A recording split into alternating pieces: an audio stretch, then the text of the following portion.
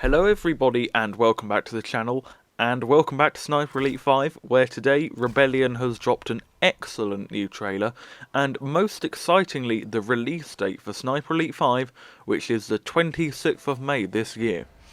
This must be some sort of sick joke from someone at Rebellion who watches my channel, as this is slap bang in the middle of my exams, and as a result I'm going to completely miss the immediate post-release hype for this game. But I am not going to miss the pre-release hype, so without further ado, let's get into this.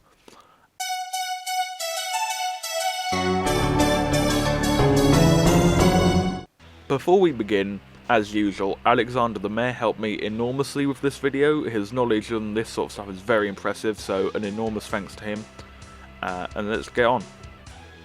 At 2 seconds, we see an incredibly brief moment of bullet cam, where we can clearly see an Imperial Japanese flag in the scene, which is sitting in an Imperial Japanese looking setting, which is the second most exciting thing I've seen in this trailer. We can also see what looks like a missile silo in the bottom left, which could be really cool. At 8 seconds, we can see some Nazi soldiers at a checkpoint outside a chateau, which doesn't quite look like the other two chateaus we've seen so far, which means that either there's a third chateau at level, or that Rebellion have made some visual changes to one of the pre-existing chateaus. In terms of weapons, we can see an MP40 and a G43 in this shot, which we're all expecting. These weapons have been the backbone of the Sniper Elite weapon sandbox for as long as I can remember, and a Sniper Elite game without them is no Sniper Elite game at all. As a side note, Alex told me that the truck is a Henschel 33D, and he is presumably the only person in the world with this knowledge, as it took a long time for us to work this out. At 13 seconds, we can see a group of Nazi soldiers, some of whom look like they're Wehrmacht troops, but most of whom look like they're Kriegsmarine troops, which shows that Sniper Elite 5 seems to be doing a bit more with the naval side of things, which aside from Death Storm 1 is something they haven't properly done before. Additionally, we can see a Kriegsmarine naval fort dude in the background in the different colour blue, who would have been responsible for manning the naval guns and stuff on coastal installations, so this is very cool. At 17 seconds, we see what I believe is an Allied submarine off the coast of an important installation being attacked by planes. Whether these planes will have a meaningful effect on the level, or they'll just be there for sound masking and decorative purposes, I don't know. At 21 seconds, we see some German soldiers next to a crashed American glider. This isn't anything new, but a field full of crashed gliders could offer an interesting combat experience. At 22 seconds, we can see a well-loaded German soldier carrying an assault pack next to a 222 armoured car, which are in Sniper Elite 4. The 222 makes sense, but it's a shame that not being in Italy, they won't have AB41s anymore, as I always found these more interesting than the 222s thanks to their rear-facing MG. At 22 seconds, we also get introduced to this new character who seems to be rather interesting. It's not the only time she crops up, so it seems like she'll be quite important. She had a strong accent, which I think was Scottish, although it may have been Irish. I'm not great with accents, so I couldn't quite place it. We also see a well rod, or what I believe is a well rod, in Carl's holster here, which is great. I love the well rod. At 27 seconds, we see this SS officer, who looks like he's in charge of the Kraken program, and looks to be the primary antagonist of the game. At 32 seconds, we see Carl ziplining in a factory, and in the background we can see both a Kraken swastika painted on the walls and an Imperial Japanese flag, which is very interesting and suggests a wide Japanese involvement in the Kraken program. At 28 seconds, we see Carl carrying a silenced pistol, which I think might be a 1911, because contrary to what I thought after seeing the last trailer, it sadly is not a Browning high power. The front does look like that of a 1911, but the midsection of the barrel looks slightly off for a 1911, so I'm not quite sure.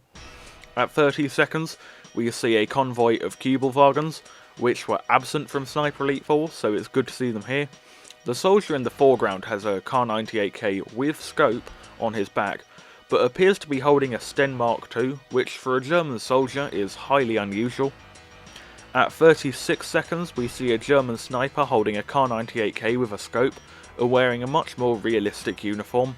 This fella has a foliage covered helmet and some nice face paint, which is much more realistic than the sniper uniforms in Sniper Elite 4. At 42 seconds we can see a naval gun of some description. Alex didn't know what this one was, which means it's either obscure, French, or both.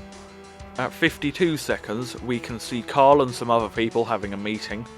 One of the other people is the lady from earlier, along with another lady who looks awfully similar to Marie from Zombie Army 4. Along with them we can see a US Ranger, who looks like he's probably the Sniper Elite 5 equivalent of Weaver. The most important thing from this entire trailer, however, is in this shot, and that is we're finally getting a silenced den, this particular one being a Mark II S.